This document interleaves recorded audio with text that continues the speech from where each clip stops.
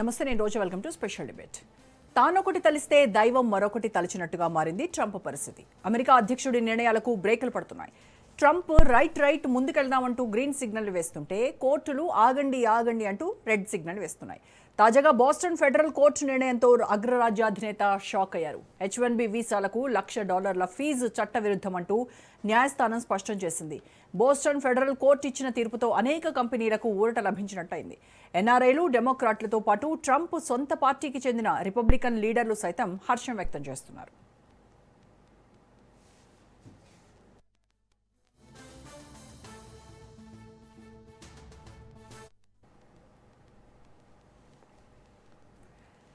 డబ్బుంటే రా, లేకుంటే పో అన్నట్టుగా ఉంది అగ్రరాజ్యాధినేత తీరు. పైసమే పరమాత్మ అంటూ కాసుల కోసం వీసాలు ఇస్తున్నారు ట్రంప్. ఖజానా నింపుకునేందుకు శతవిధాలుగా ప్రయత్నిస్తున్నారు. రెండవసారి అమెరికా అధ్యక్ష బాధ్యతలు చేపట్టాక డొనాల్డ్ తీసుకొచ్చిన కఠిన వీసా నిబంధనలు ఎన్ఆర్ఐల పాలిట శాపంగా మారాయి. ఇప్పటికే విద్యా, ఉద్యోగాల కోసం అమెరికా బాట పట్టే వారిలో మనోళ్లు అధికంగా ఉండటంతో ఇండియన్ల H-1B వీసా దరఖాస్తులపై అమెరికన్ ఆఫీసర్లు ఫోకస్ పెట్టారు.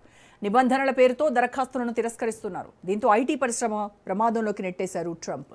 ఒకానొక సందర్భంలో భారతీయులకు ఉద్యోగాలు ఇవ్వద్దంటూ హుకుం జారీ చేశారు.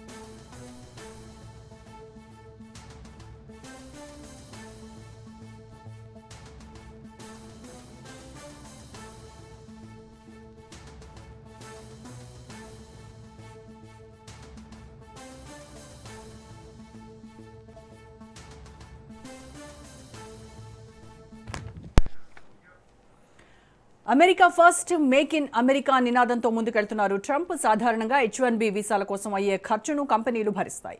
గతంలో ఇందుకోసం $2,000 నుంచి $5,000 వరకు ఖర్చయ్యేది. కానీ 2025 సెప్టెంబర్లో వీసా ఫీజును ఏకంగా $1,00,000కు పెంచింది ట్రంప్ ప్రభుత్వం. విదేశీ ఉద్యోగులపై ఆధారపడకుండా టెక్ కంపెనీలకు ఝలక్కిచ్చింది. అయితే $1,00,000 ఫీజును సవాల్ చేస్తూ కోర్టులో పిటిషన్లు దాఖలయ్యాయి. విచారణ జరిపిన Boston federal court America Congress ఆమోదం తెలపకపోవడంతో చట్టవిరుద్ధ పన్నుగా పరిగణిస్తున్నామని స్పష్టం చేసింది. అయితే బోస్టన్ కోర్టు తీర్పును ఉన్నత న్యాయస్థానాల్లో అప్పీల్ చేస్తామని వైట్ హౌస్ వర్గాలు వెల్లడించాయి. దీంతో మరికొన్ని రోజుల పాటు H-1B వీసా అంశం న్యాయస్థానాల్లో మగ్గనుంది.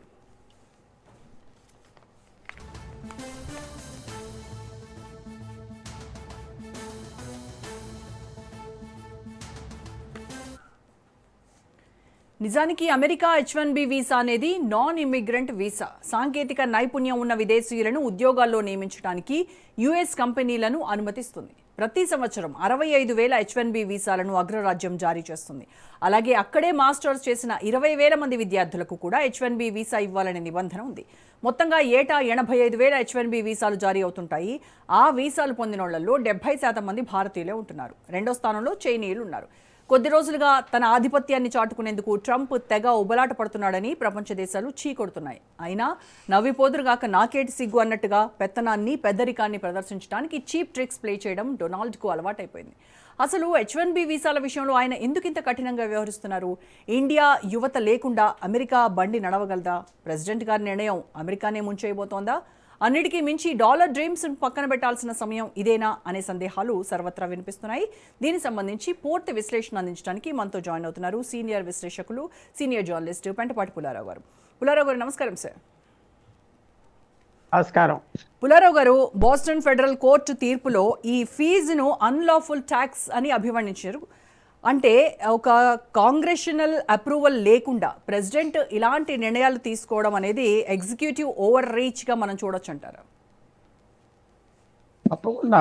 ఆల్రెడీ యుఎస్ఏలో సుప్రీం కోర్ట్ ఆల్రెడీ ఒక నిర్ణయం ఇచ్చింది కదా. యుఎస్ సుప్రీం కోర్టు 2-3 నెలల క్రితం ట్రంప్ టారిఫ్స్ మీద ట్రంప్ టారిఫ్స్ ఇష్టం వచ్చింది ప్రపంచ దేశాల మీద వేసేస్తూ ఉంటే అక్కడ రాష్ట్రాలు ఏమన్నారంటే నువ్వు టారిఫ్స్ వేస్తే మా రాష్ట్రాల మీద ఇబ్బంది వస్తుంది, నువ్వు వేసే టారిఫ్లు మాకు రావాల్సిన ఇంపోర్ట్స్ రావట్లేదు, రా మెటీరియల్స్ రావట్లేదు, మేము ఎక్స్పోర్ట్ చేయలేకపోతున్నాం, మాకు సంబంధం లేకుండా నువ్వు టారిఫ్స్ వేస్తున్నావు ట్రంప్కి చెప్పి. అసలు యుఎస్ఏ ఎందుకు వచ్చింది? వేరే దేశం, ఇంగ్లాండ్కి ఒక కాలనీగా ఉండేది భారతదేశం లాగా. ఎప్పుడైతే ఇంగ్లాండ్ పార్లమెంట్ ట్యాక్సెస్ వేయటం మొదలుపెట్టి చేస్తున్నారో, అమెరికాలో అప్పుడు జనం ఏమన్నారంటే నో ట్యాక్సేషన్ వితౌట్ రిప్రజెంటేషన్, మా మీద పన్నులు వేయటానికి మా రిప్రజెంటేషన్ పార్లమెంట్, బ్రిటిష్ పార్లమెంట్లో లేకుండా వేయటానికి వీలు లేదని మూవ్మెంట్ ఇచ్చి స్వతంత్రం ఆక్రమించి. సేమ్ ఆర్గ్యుమెంట్ అక్కడ పార్లమెంట్కే అధికారం ఉన్నది ట్యాక్సెస్ వేయటానికని. సంవత్సరం అంతా గొడవలు జరిగాక సుప్రీంకోర్టు ఆర్డర్ ఇచ్చారు, నిర్ణయం ట్రంప్కి అధికారం లేదు టారిఫ్స్ వేయటానికి, ఏదో మినిమం టారిఫ్స్ వేయచ్చు ఎమర్జెన్సీలో అంతే. సో ఇది ఫాలో ఆన్. ఇప్పుడు ఆయన ఇచ్చిన నిర్ణయం ఏమన్నాడంటే ఇలాగా మీరు $100,000 $1,00,000 ఒక్కో H1B వీసా మీద వేస్తున్నారంటే అది అక్కడ వ్యాపారం చేసే వాళ్ళ మీద ట్యాక్స్ కదా, వాళ్ళు కట్టాలి కదా, ఇది కరెక్ట్ కాదని సుప్రీంకోర్టుకి వెళ్తాడు, కానీ అక్కడ ఉపయోగం ఉండదు అనుకుంటున్నా. అంటే ఒకవేళ సుప్రీంకోర్టుకు వెళ్తే కనుక ట్రంప్ అడ్మినిస్ట్రేషన్ లీగల్ ప్రెసిడెంట్ ఎలా ఉంటుంది సార్? అక్కడ కొట్టేస్తారు, కానీ అడ్మినిస్ట్రేషన్కి ఎన్నో విధానాలు ఉన్నాయి ఏర్పరచడానికి, ఎన్నో విధానాలు. అవన్నీ చేస్తారా? ట్రంప్ చేతుల నిండా గొడవలు ఉన్నాయి, ఇరాను ఆర్థిక వ్యవస్థ ఆ తగు వదులుకుంటాడా? టెక్ కంపెనీస్ అందరూ కొద్దిగా లాబింగ్ చేస్తున్నారు దీని మీద వద్దని, సర్దుకుంటాడా? ఏదో నిన్న వాళ్ళు కామర్స్ మినిస్టర్ మీటింగ్ పెట్టాడు, ఏదో తెలుపుతున్నాడు ట్రంప్ వెనకాల నిలబడి. లుట్విక్ అనే వ్యక్తి అతను ఇష్టం వచ్చినట్టుగా మాట్లాడేవాడు, తగ్గించేది మళ్ళీ మాట్లాడుతున్నాడు. ఏదైనా ఇది ఒక సెట్ బ్యాక్, కానీ దీంతో అయిపోయిందా అంటే నాకు కనపడలేదు. ఒక యుఎస్ ప్రెసిడెంట్ చేతిలో ఎన్నో ఎగ్జిక్యూటివ్ పవర్లు ఉన్నాయి, అధికారాలు ఉన్నాయి.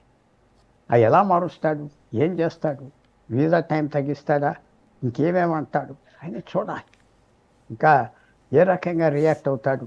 ఇందాక నేను చెప్పినట్టుగా ఎన్నో మిగతా విషయాలు నెత్తి మీదకి వచ్చేసినాయి కాబట్టి ఇది కొద్దిగా తప్పించుకుంటాడా, తగ్గుతాడా చూడాలి. అవును, అంటే ఈ $1,00,000 ఫీజు అనేది కేవలం H1B వీసా పైనే కాదు, ఇటు టెక్ జైంట్స్ కంపెనీలు ఎవరైతే ఉన్నాయో వాటన్నింటిపైన కూడా తీవ్ర ప్రభావం చూపేటువంటి అవకాశం ఉంది. అంటే మొత్తం కూడా ఒక యాంటీ కాంపిటేటివ్ డెసిషన్గా ఇది కనిపిస్తూ ఉంది. అయినప్పటికీ కూడాను ట్రంప్ ఎందుకు వెనక్కి తగ్గట్లేదంటారు? ఎట్లేదంటే ఇది మెయిన్ పాలసీ కదా. నేను ఇక్కడ బయట నుంచి వచ్చి ఉద్యోగాలు చేసే వాళ్ళందరినీ ఆప్ చేస్తా, వాళ్ళు ఉద్యోగాలు చేయడానికి వస్తున్నారు, ఇక్కడ సెటిల్ అవ్వటానికి లేదు. వాళ్ళ ఆర్గ్యుమెంట్ అది కదా. రెండు విధానాలు ఆర్గ్యుమెంట్స్ ఉన్నాయి. ఇల్లీగల్గా వచ్చేవాళ్ళ మీద ఒకటి, లీగల్గా వచ్చేవాళ్ళు కూడా రాకూడదు మన దేశంలో, అది కూడా తీసుకొచ్చారు కదా. అది టెక్ కంపెనీస్ అపోజ్ చేస్తున్నాయి వాళ్ళకి కావాల్సింది కాబట్టి. అది ఎన్ని రోజులు అపోజ్ చేస్తారు? ఆర్టిఫిషియల్ ఇంటెలిజెన్స్ వచ్చింది, ఇది ఎలాగ ఇంపాక్ట్ అవుతుంది? ఆల్రెడీ ఆర్టిఫిషియల్ ఇంటెలిజెన్స్ లో లెవెల్ మ్యాన్ పవర్ని అంతా తీసేస్తున్నారు కదా, ఫస్ట్ లెవెల్లో తీసేస్తున్నారు, ఇంకెవరికి అక్కర్లేదా బేసిక్ వర్క్ చేసేవాడు. ఇంపాక్ట్ చాలా దూరం, చాలా మార్పు అయిపోతుంది. దీంతో ట్రంప్ ఊరుకుంటాడా, ఇంకో రకంగా ఇంకేమన్నా పెనల్టీస్ వేస్తాడా మనం చూడాలి. ఆల్రెడీ అయిపోయింది అనుకోవటం కష్టం. అది ఒక ప్రెసిడెంట్ తర్వాత మీరంతా ట్రంప్ మీద అల్లరి చేస్తున్నారు, మీరంటే మీరం కాదు. అసలు భారతదేశం మీద ఫస్ట్ ఎవరు పడ్డారు చెప్పండి? American president Barack Obama.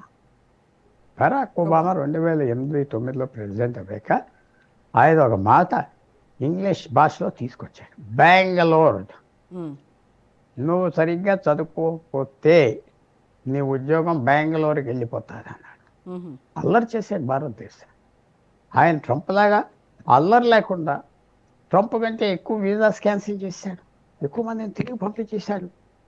Visas ఎలాగిస్తారంటే H1B వీసాకి మళ్ళీ రాదు, ఇంకో ఇంటర్వ్యూ 3 నెలల తర్వాత అంటారు, ఇంకా అది నీకు క్యాన్సిల్ అయిపోయినట్లకే. ఆ కంపెనీ నీకు మళ్ళీ ఎందుకు పంపిస్తుంది, ఇంకో ఫ్రెష్ పేపర్, అదే సరిగ్గా లేదు, ఇది సరిగ్గా లేదని బరాక్ ఒబామా తీసుకొచ్చాడు. బాగా చాలామంది 2010 నుంచి 2016 వరకు ఎంత ఇబ్బందులు పడ్డారో మీ జ్ఞాపకం ఉంటే మీకు తెలిసి వస్తారు. చాలా ఏడిపించాడు బరాక్ ఒబామా. మనం డొనాల్డ్ ట్రంప్ని అలర్ట్ చేస్తున్నాం కరెక్టే, బట్ సైలెంట్గా అన్నీ వ్యతిరేకం చెప్తారు భారతదేశం మొత్తం. అది మెరిట్ ఉన్న వీసా తీసేశారు, అందరికీ ఇవ్వాలి వీసా. ఏంటి ఉజ్బెకిస్తాన్కి ఇవ్వాలి, కజాఖ్స్తాన్కి ఇవ్వాలి, కిర్గిస్తాన్కి ఇవ్వాలి, అల్బేనియాకి ఇవ్వాలి, ఒక భారతదేశానికైనా అన్ని H1B వీసాలు వెళ్తాం అని పెట్టి, అది ప్రతి దేశానికి పాపులేషన్గా ఎంత ఉంటే అంత ఇస్తామని ఆ దేశాలకు కూడా వీసాలు ఇవ్వటం మొదలుపెట్టాయి బరాక్ ఒబామా. బరాక్ ఒబామా చాలా భారతదేశానికి వ్యతిరేకత తీసుకురావటానికి, మన బ్రెయిన్ పవర్కి, మన మ్యాన్ పవర్కి బరాక్ ఒబామా అంటే మనకు హక్కు ఉన్నది అక్కడికి వెళ్ళి పని చేయడానికి. హక్కు లేకపోయినా మన అవసరం ఉన్నది, మనం అక్కడికి వెళ్దాం అది మిడిల్ క్లాస్ యూత్ అంతా అదొక ఆశ, అలాగే వెళ్ళిపోవటం, బ్రతకటం, మళ్ళీ జీవితాలు వాళ్ళ వ్యూస్ మార్చుకోవటం. అది తప్పకుండా భారతదేశానికి బరాక్ ఒబామా నుంచి స్టార్ట్ అవి మనకి దెబ్బ కొట్టారు. తర్వాత ట్రంప్ పూర్తిగా ఇద్దరి మధ్యన నుంచి జరుగుతూ ఉన్నది. అప్పుడే ఆగుతారంటే నాకు కనపట్టలేదు, అప్పుడే ఆగుతారు.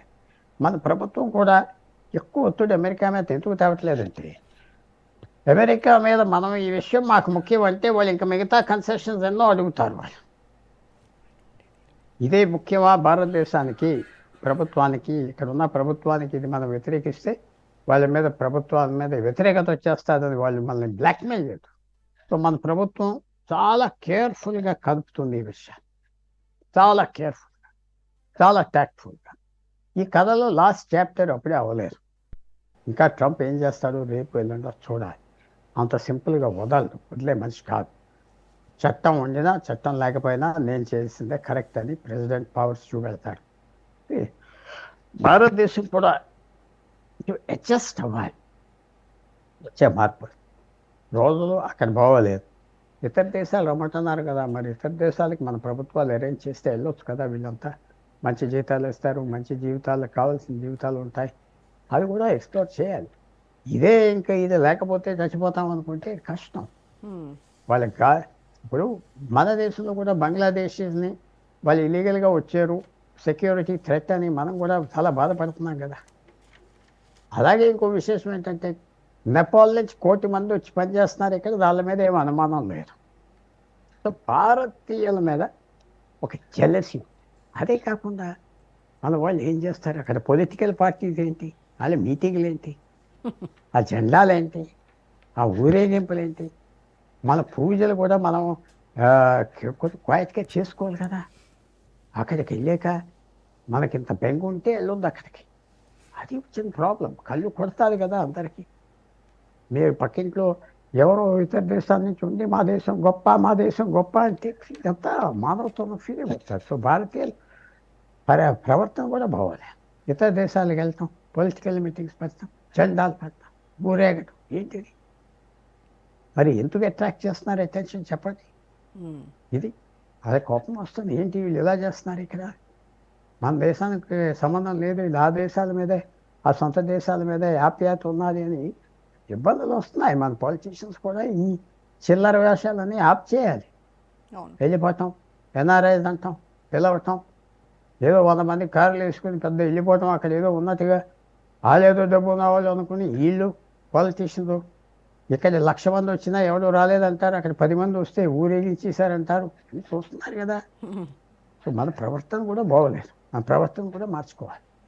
సో మన ఇండియన్స్ కూడా అమెరికా పైన ఒక నోషన్ ఉంది సార్, అంటే I don't know how far it is true. And మన ఉన్నది ఏంటంటే, ట్రంప్ తన అమెరికన్ ఫస్ట్ పాలసీతో గ్లోబల్ టాలెంట్ను దెబ్బతీస్తున్నారు అనేటువంటి విమర్శ ఉంది. ఎందుకంటే హెల్త్ కేర్ రంగం కావచ్చు, రీసెర్చ్ రంగం కావచ్చు, ఇంజనీరింగ్ రంగాల్లో కావచ్చు, వీటిలో ఇండియన్స్ టాలెంట్ అనేది మన అక్కడ కాంట్రిబ్యూషన్ అనేది చాలా వెలకట్టలేనిది.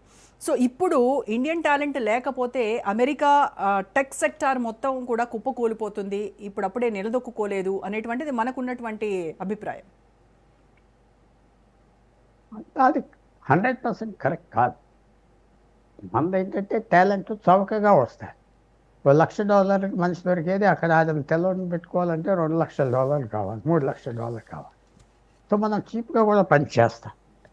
టాలెంట్ లేదనుక, టాలెంట్ ఏ ఖరీదుకి, ఏ ఖర్చుకి, అట్ వాట్ కాస్ట్, అది వచ్చిన ప్రశ్న. ఎస్, ఒప్పుకుంటా, మనం మాస్ టాలెంట్. ఒక 5 లక్షల ఇంజనీర్లు కావాలంటే భారతదేశం సప్లై చేయగలం, 5 లక్షల సాఫ్ట్వేర్ ఇంజనీర్స్ కావాలంటే సప్లై చేయగలం, 5 లక్షలు ఏ సబ్జెక్ట్లో నా సైంటిస్ట్ కావాలంటే చేయగలం. మన దగ్గర అంత టాలెంట్ పూల్ ఉందా, చదువుకున్న వాళ్ళు రెడీగా ఉన్నారు, చదివే ఇన్స్టిట్యూషన్స్ ఉన్నాయి, కరెక్టే. కానీ అది లేకపోతే అక్కడ కూలిపోతుందా అంటాం, నేను ఒప్పుకోను. కొద్దిగా ఇబ్బంది ఉంటుంది, ఎందుకంటే మనం ఎక్కువగా హైయెస్ట్ టాలెంట్ ఉన్నవాళ్ళు లిమిటెడ్ పీపుల్ ఉంటారు, కానీ లో టాలెంట్ ఉన్నవాళ్ళు ఖర్చులకి చీప్గా దొరికేది, మంచి value for money, A litigation లేకుండా పాలిటిక్స్ లేకుండా పనిచేసే వాళ్ళు భారతీయులు కాబట్టి అది ఎక్సెప్షన్. అందుకని ఈవేళ కూడా టెక్ కంపెనీస్ ట్రంప్తో చెప్పి కొద్దిగా అపోజ్ చేస్తున్నారు కదా, యా వాళ్ళు చేయవలసినంత అల్లరి చేయట్లేదు కానీ చేస్తున్నారు కదా. అది ఉన్నది. మొత్తం టాప్ 25-50 టెక్ కంపెనీస్ తీసుకుని కూర్చోబెడితే మీటింగ్లో 50 మందిలో తప్పకుండా 10 మంది భారతీయులు ఉంటారు, 10 మంది కనపడతా ఉంటారు, అది డౌట్ లేదు. అది భారత్కి ఆ బ్రాండ్ తీసుకొచ్చారు, ఆ పేరు తీసుకొచ్చారు, అందరికీ ప్రపంచవ్యాప్తంగా అదొక రకమైన మర్యాద, గౌరవం, భయం భారతీయులు తీసుకొచ్చారు, దాంట్లో డౌట్ లేదు, అబ్సల్యూట్లీ నో డౌట్. కానీ దాంట్లో వచ్చిన నెగిటివ్ పాయింట్ ఏంటంటే జెలసీ వచ్చేస్తుంది. అక్కడ మనకి రైవల్స్ ఉన్నారు, ఇంటలెక్చువల్గా జూయిష్ కమ్యూనిటీ ఉన్నారు, వాళ్ళు కూడా ఫీల్ అయిపోతున్నారు, వీళ్ళు మనకంటే మించేశారు, వీళ్ళ మేధావులు, వీళ్ళ బ్రెయిన్స్. మన చైనీస్ మీద కూడా ఉన్నది. చైనీస్ మీరు సాధారణంగా అమెరికాలో మ్యాథమెటిక్స్ డిపార్ట్మెంట్ వెళితే ఏ యూనివర్సిటీలో అయినా ఒక 10 మంది టీచర్స్ ఉంటే 2-3 ఇండియా చైనీస్ వాళ్ళు ఉంటారు మినిమం. అంత పేరు వచ్చింది, దేశం పేరు వచ్చింది కమ్యూనిటీ. మనం అది చైనా కూడా ఏం తక్కువ కాదు. సో అది టెక్ కంపెనీస్కి ఉపయోగపడుతున్నాం కాబట్టి, ఆ రెప్యుటేషన్ ఉన్నది కాబట్టి ఇంకా సహిస్తున్నారు కొంతవరకు. అది ట్రంప్ ఏమో కొంచెం ఆయన క్రూడ్గా చేస్తున్నారు, ఆయన సలహాదారులు చెప్పే మాటలు విని. సో ఇప్పుడు ఏం చేస్తారు చూడాలి, దీంతో ఈ చాప్టర్ మూసేది. ఇప్పుడు ఏం చేస్తారు చూడాలి, దీనికి ఇంకో రకంగా ఎలా తప్పు పక్కన తిరగాలి ఆలోచిస్తారు. రిప్లై ఇవాళ రేపు వస్తుంది, దీంతో అయిపోయింది కదా అనుకోకూడదు. కరెక్ట్. అంటే చాలా ఇప్పుడు దూరం వెళ్తుంది. ఈ లేటెస్ట్ తీర్పుతో కొంతమందికి జస్ట్ ఒక టెంపరీ రిలీఫ్ లభించినప్పటికీ కూడాను Trump administration hard line stands వల్ల అన్సర్టనిటీ మాత్రం ఇంకా కొనసాగుతూనే ఉంది. సో భవిష్యత్తులో కనుక అమెరికాను అల్టిమేట్ డెస్టినేషన్గా భావించేటువంటి మన యూత్ ఇప్పుడు కెరియర్ డైవర్సిఫికేషన్ గురించి ఆలోచన చేయాల్సినటువంటి అవసరం ఉందంటారా? 100% ఉన్నారు. ఈవేళ మీకు చిన్న విషయం చెప్తున్నా, రేర్ అర్త్స్ అంటే అనురోధం అని ఏమంటారు, రేర్ అర్త్స్ తెలుగులో అరుదైన మినరల్స్ చైనా ఏమంటారు, ఖనిజాలు. అది వాళ్ళ చేతిలో ఉన్నాయి. China rare earth's, rare minerals వాళ్ళే అన్ని ప్రొడ్యూస్ చేస్తున్నారు 40-50 సంవత్సరాలు బట్టి. విశేషం ఏంటంటే వాళ్ళకి BTech rare earths technology degree ఉందా చైనాకి? మీకున్నదా? మనకున్నదా? లేదు కదా. లేదు. మనం కొత్త ప్రొఫెషన్స్కి వెళ్ళిపోవాలి. హెల్త్ కేర్ అన్నారు, పర్సనల్ కేర్ అన్నారు, నర్సింగ్ అన్నారు, మెడిసిన్ అన్నారు. ఈ కొత్త ప్రొఫెషన్స్కి వెళ్ళిపోవాలి తప్పదు. ఏదైతే మషీను ఆర్టిఫిషియల్ ఇంటెలిజెన్స్ చేయలేదో అది మనం చేయాలి. ఆర్టిఫిషియల్ ఇంటెలిజెన్స్ ఒక హెల్త్ ఏజ్ని తయారు చేయలేదు, ఒక పర్సనల్ కేర్ ఇచ్చే వ్యక్తిని తయారు చేయలేదు. అది వాడవచ్చు, ఆ టాలెంట్ తప్పలేదు. ఇంకా మనకున్న హ్యూమన్ రిసోర్సెస్ వాడవచ్చు. అలాగే ఇప్పుడు ఆర్టిఫిషియల్ ఇంటెలిజెన్స్ కొంతమంది అంటున్నారు ఇంకా పెద్ద అయిపోతుంది, కొంతమంది ఏమంటున్నారంటే ఆల్రెడీ ఫెయిల్ అయిపోయింది అంటున్నారు, అనుకున్నంత ప్రాస్పెక్ట్స్ లేవంటున్నారు. మొన్న ఇంటర్నేషనల్ పేపర్స్ చూస్తే వాళ్ళ ఐపీఎస్ అనుకున్నట్టుగా రావట్లేదు, కొద్దిగా భయం కూడా పడుతున్నారు అందరూ. ఇది బబులా, ఐపీఎల్ లక్షల మంది పెట్టేస్తారా అన్న భయం కూడా వచ్చింది. So coming back to the point, మీరు చెప్పింది ఆల్టర్నేటివ్ జాబ్స్ ఉన్నాయి, high paying jobs, high value jobs ఇతర దేశాల్లో ఉన్నాయి, జపాన్లో ఉన్నాయి, యూరోప్లో ఉన్నాయి. అందుకనే ఇప్పుడు కొత్త లాంగ్వేజెస్ చదువుకోవడానికి అవకాశం ఉన్నది. వేరే లాంగ్వేజెస్ చదవాలి, చైనీస్ చదవాలి, రష్యన్, ఫ్రెంచ్, జర్మన్, జాపనీస్ చదివితే ఆటోమేటిక్గా ఎంప్లాయ్మెంట్ భారతీయులకి మంచి హై వాల్యూ ఎంప్లాయ్మెంట్ దొరుకుతుంది. అది మనం ట్రై చేసి మన ఎడ్యుకేషన్ సిస్టమ్ కూడా కొద్దిగా అమెరికా సెంట్రిక్ నుంచి తీసి వరల్డ్ సెంట్రిక్ వెళ్ళిపోయి, అది మన గవర్నమెంట్ దీనికి యాక్టివ్గా చేయట్లేదు. మనం వెళ్ళి ప్రాబ్లం చెప్తే ఏదో సాల్వ్ చేస్తూ ఉంటున్నారు, కానీ వాళ్ళే సొల్యూషన్స్ గవర్నమెంట్ తేవట్లేదు, వాళ్ళే సర్వేలు చేయట్లేదు, వాళ్ళే యాక్టివ్గా ప్రతి దేశాల్లో మీకు కావాలా ఇండియన్స్ మేము తీసుకొచ్చి అప్పచెప్తాం టెక్నికల్ అని ఎక్కడ నాకు కనపడట్లేదు. సౌత్ అమెరికాలో చాలా స్కోప్ ఉన్నాయి, చాలా స్కోప్, అదేం చేయట్లేదు. మన ప్రధానమంత్రి కూడా ఏమన్నారు, అంబాసిడర్స్ మీద వీళ్ళు ఊరుకునే ఏదో సాంప్రదాయంగా రిచువల్స్ చేస్తున్నారు, కొత్త ఆలోచన చేయట్లేదు, ఆలోచన చేయట్లేదు అన్నారు. సో వాళ్ళ డ్యూటీ అది చేయట్లేదు. మన డిప్లొమాట్స్ కొంతమంది గొప్పట్లు పనిచేస్తున్నారు, ఈ ఆస్పెక్ట్లో మాత్రం పనే చేయట్లేదు. చాలా పారాసైటికల్ పీపుల్ లాగా బ్రతుకుతున్నారు ఆ డిప్లొమాట్స్. ఎన్నో అవకాశాలు ఉన్నాయి, అదేం కనపట్లేదు. ఇవాళ మ్యారిటైమ్ ఇండస్ట్రీలో, షిప్పింగ్ ఇండస్ట్రీలో అంతా ఇండియన్స్, ఫిలిపీన్స్, చైనీస్, అమెరికన్స్ ఎవరు ఉండరు షిప్స్ మీద. వాళ్ళే తెచ్చుకున్నారు 50 సంవత్సరాలు బట్టి కష్టపడి ట్రైనింగ్ అవి షిప్పింగ్ కంపెనీస్. అలాగే ఇప్పుడు మన దేశంలో ఆపర్చునిటీ ఇతర దేశాల్లో చాలా ఉంది. దానికి మన గవర్నమెంట్ యాక్టివ్గా ప్లాన్ చేయాలి, మన యూనివర్సిటీస్ యాక్టివ్గా ప్లాన్ చేయాలి. ఇంత ఎడ్యుకేషన్ సిస్టమ్ ఉన్నారు. ఒక బీటెక్ రేర్ ఎర్త్స్ ఎక్కడా లేదు, చైనాలో ఉన్నది, వాళ్ళు మంగోలియా స్టేట్లో పెట్టారు, అక్కడే రేర్ ఎర్త్స్ మినరల్స్ మైన్స్ ఉన్నాయి. అది డిగ్రీ ఇస్తున్నారు, 5 సంవత్సరాలు చదువుతారు, వెంటనే జాబ్స్ దొరుకుతున్నాయి, ట్రైనింగ్ అక్కర్లేదు. సో అలాంటివన్నీ చేయాలి మనం. చాలా చేసేది ఉన్నది, చేయట్లేదు, కొంతవరకు చేస్తున్నారు. సో ఏదో చూసేది ఏంటంటే అమెరికా సెంట్రిక్ మీద ఆధారపడటం కొన్ని సంవత్సరాలు మంచిది కాదేమో అనిపిస్తుంది. ఎక్కువ డబ్బు ఖర్చు పెడుతున్నాం, ఎంతో ఖర్చు పెడుతున్నాం, తిరిగి రావట్లేదు ఆ రిటర్న్. అలాగే నేను ఎవరో చెప్పారు షెంజన్ వీసా అంటే యూరోపియన్ దేశాల్లో 20-30 దేశాల్లో ఏ దేశం వీసా తెచ్చుకున్నా అన్ని దేశాలకు వెళ్ళొచ్చు. షెంజన్ వీసా అంటే భారతీయులు $5,000 ఎంతో ఖర్చు పెడుతున్నారు అనుకుంటా, ఒక్కో వీసాకు ఎంతో ఖర్చు, అది రావట్లేదు. 5,000 కాదు, $1000 ఎంతో. ఇలాంటి మనం కొంచెం ఇంటెలిజెంట్గా చేస్తే మంచిది. మన స్టేట్ గవర్నమెంట్స్ రోలే లేదు, ఏం రోల్ లేదు. మళ్ళీ ఏదో ఒక కంట్రీ టార్గెట్ చేసుకుని ఆంధ్ర, తెలంగాణ ఒక కంట్రీ, మన వాళ్ళకి అక్కడ ట్రైనింగ్ ఇద్దాం, అది పంపుదాం, 1,00,000 మంది 2,00,000 మంది అంటే స్టేటే మారిపోతుంది కదా. 2-3 లక్షలు ఉద్యోగాలు, హై ఇన్కమ్ ఉద్యోగాలు వస్తే డబ్బు ఇక్కడికి వస్తుంది కదా, ఎకానమీ మారిపోతుంది కదా. అదేం చేయట్లేదు. అది వాళ్ళు కూడా చేయాలి. ఏదో ఫ్రీ బస్ ఇద్దామా, అది ఇద్దామా, ఇది ఇద్దామా అని వెతుకుతా తిరుగుతున్నారు. వేస్ట్ పేపర్ బాస్కెట్లో ఐడియాస్ ఏమన్నా ఉన్నాయా అని వెతుకుతున్నారు. ఓవరాల్గా ఈ మొత్తం వ్యవహారంలో ట్రంప్ తన బేస్ ఎలక్టరేట్ని అట్రాక్ట్ చేయడానికి చేస్తున్నటువంటి చీప్ ట్రిక్ ఇది అని చెప్పేసి ప్రపంచవ్యాప్తంగా విమర్శలు వస్తూ ఉన్నాయి. ఎందుకంటే సొంత పార్టీ నేతలు కూడా ఈ ఫీజును వ్యతిరేకిస్తున్నప్పటికీ ఇది ఖచ్చితంగా ట్రంప్స్ పొలిటికల్ ఆరగెన్స్ను సూచిస్తుంది అని కొందరు, కాదు నిజంగానే ట్రంప్కు అమెరికా ఆర్థిక పరిస్థితి పైన ఒక లాంగ్ టర్మ్ విజన్ ఉంది అనేది మరికొందరు చెప్తున్నారు. అది బేస్కి లాంగ్ టర్మ్ విజన్ అంతా ఫెయిల్ అయిపోయింది కదా. ఇప్పుడు 4 సంవత్సరాలు ఒకసారి చేశాడు, 1 సంవత్సరంన్నర ఒకసారి చేశాడు. ఇండస్ట్రీ తెచ్చేస్తా అన్నాడు అమెరికాకి, ఎక్కడ తెచ్చాడు? చైనాదే ఇండస్ట్రీ, అక్కడక్కడ మిగతా దేశాలు ఎక్కడ తెచ్చాడు? ఒక కార్ కంపెనీ తెచ్చాడా? ఏం తేలేదు, ఫెయిల్ అయిపోయింది. ప్రపంచంలో కొన్ని మనం మార్చలేము, అడ్జస్ట్ అయిపోవాలి, మనం మొదలుకి వెళ్ళిపోవాలి. అమెరికా స్ట్రాంగ్ పాయింట్ ఏంటి? Science, technology. అంతేగాని పెద్ద ఫ్యాక్టరీలు పెట్టి తయారు చేద్దాం, ఈ ఉక్కు తయారు చేద్దాం, వాళ్ళు తయారు చేద్దాం, అది ఇతర దేశాలు చేస్తున్నారు. అమెరికాకు ఉన్న అడ్వాంటేజ్ సాఫ్ట్ పవర్, వాళ్ళ ఎంటర్టైన్మెంట్, వాళ్ళ కన్జ్యూమర్ గుడ్స్. ప్రపంచం అంతా కొంటున్నారు కదా, అమెరికన్ మూవీస్ అందరు చూస్తున్నారు కదా. కోకోకోలా ఏంటి? కలర్డ్ వాటర్, కానీ అందరు కొంటున్నారు కదా. సో వాళ్ళకున్న సాఫ్ట్ పవర్ గ్రేటెస్ట్ పవర్. అలాగే టెక్నాలజీ, కాలిఫోర్నియాలో సెట్ అయిపోయింది ప్రపంచానికి. నువ్వు ఎక్కడైనా టెక్నాలజీ డెవలప్ చేయాలి, టెక్నాలజీ కంపెనీ పెట్టాలంటే అక్కడికి వెళ్ళమంటారు. అడ్వాంటేజెస్ ఉన్నాయి అమెరికా. ట్రంప్ అనుకున్నట్టుగా కార్ ఫ్యాక్టరీలు, ఉక్కు ఫ్యాక్టరీలు తీసుకొచ్చి పెడతానదేం అవ్వలేదు కూడా. అందరు తలుపు పేరు పని అయిపోయింది, టైం అయిపోయింది. ఆయన ఇంతట్లోకి ఇరాన్ వద్దాం, దాంట్లో ఇరుక్కుపోయి ఇంకేం కనపడట్లేదు ఆయన. సో ఆయన అనుకున్నది అది ఫెయిల్ అయిపోయింది. ఇది సులభంగా చేసే పని కదా, బ్యాన్ చేయటం, వీసాస్ తీసేయటం.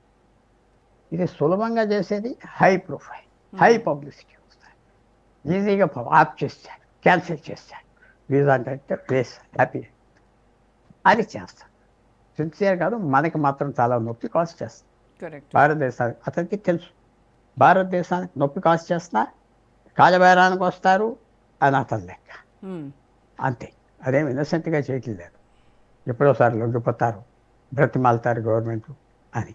అది ఇప్పటి వరకు అవ్వలేదు. నరేంద్ర మోడీ కూడా ఏం లొంగలేదు, అవతల పోమన్నాడు. చైనా కూడా అవతల పోమన్నారు. సో అది కూడా నేర్చుకుంటున్నారు. భారతదేశాన్ని మాటలంటే అర్రని అర్థం చేసుకుంటున్నారు మెల్లిమెల్లిగా. చూద్దాం ఎలాగొస్తుందో ఫ్యూచర్. బట్ మీరు అన్నట్టుగా భారతీయులు మిగతా దేశాలు కూడా చూస్తే మంచి ఆపర్చునిటీస్ ఉన్నాయి, ఎగ్జాక్ట్. ఈక్వల్ మనీ ఉన్నది.